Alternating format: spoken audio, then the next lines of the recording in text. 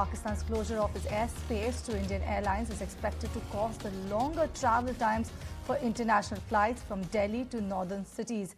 Industry experts suggest that the retaliatory step taken by Pakistan may lead to a potential fare increase of around 8 to 12% in the short term. My colleague Samir is here with all the details. Samir, over to you.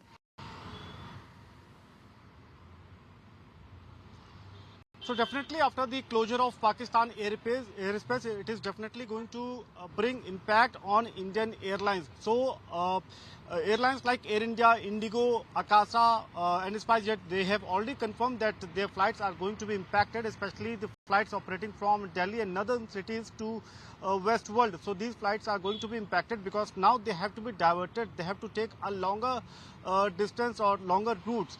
And this impact also means that the operational cost of the airlines will increase because now they will have to burn more fuel because of the diversion.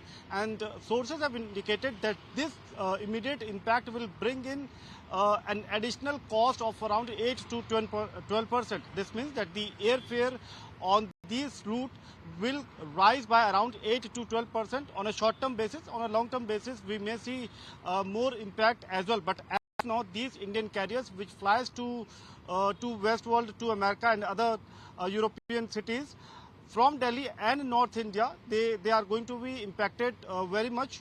They have to opt for the alternate route over the Arabian Sea, and a longer route means they have to burn more fuel and the operational cost of the airline will increase.